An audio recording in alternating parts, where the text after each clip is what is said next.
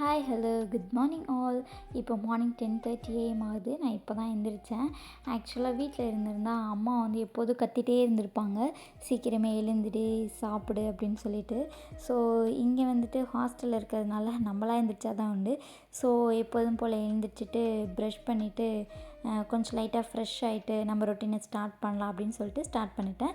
So உங்களுக்கு இந்த video பிடிச்சிருந்துச்சு அப்படின்னா என்னோடய வீடியோவுக்கு ஒரு லைக் போடுங்க, மறக்காமல் சப்ஸ்கிரைப் பண்ணிக்கோங்க. ஸோ இன்றைக்கி என்னோடய டே ஆஃப். ஸோ இந்த ஆஃப் வந்து எப்படி போகுது அப்படிங்கிறத நான் உங்கள் கூட ஷேர் பண்ணிக்கிறேன். ஆரம்பிக்கலாங்களா?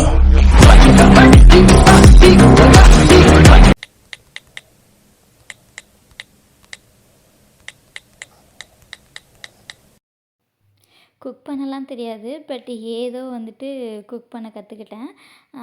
யூடியூப்பில் வீடியோஸ் பார்த்து தான் கொஞ்சம் கொஞ்சமாக குக் பண்ண கற்றுக்கிட்டேன். பட் ஓகே, வீட்டில் இருக்கும்போதெல்லாம் வந்துட்டு ஹெல்த்தியான ஃபுட்ஸ்லாம் வந்துட்டு அப்பா அம்மா கொடுக்கும்போது அதை சாப்பிட்ணும் அப்படின்னே தோணாது. ஜங்க் ஃபுட்ஸ் தான் தேடும். அந்த நொறுக்கு தீனியை சாப்பிட்டா தான் வந்துட்டு நாக்குக்கு ஒரு டேஸ்ட் வரும், அப்போ தான் ஒரு ஃபில் ஆகும். பட் இங்கே அப்படி கிடையாது. இங்கே வந்து நம்ம தான் பார்த்துக்கணும் அப்படிங்கிற அந்த ஒரு விஷயத்துக்காக, ஹெல்த்தியாக இருக்கணும், சிக்காயிடக்கூடாதுங்கிறதுக்காக பார்த்து சமைக்கிறது எல்லாம் பண்ணுறது.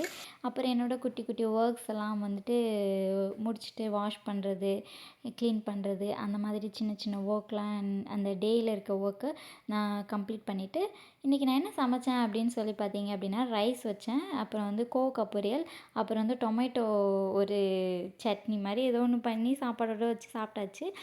அப்புறம் குட்டியாக ஒரு குளியலை போட்டு கிளம்பி நாங்கள் போனது தான் கிராண்ட் மார்ட் ஹைப்பர் மார்க்கெட். திங்ஸ்லாம் காலி ஆகிடுச்சு. ஸோ திங்ஸ் வாங்கலாம் அப்படின்னு சொல்லிட்டு போயிருந்தோம். ஸோ அங்கே போயிட்டு பார்த்தா கொஞ்சம் எல்லாமே ஹைஃபையாக இருந்துச்சு.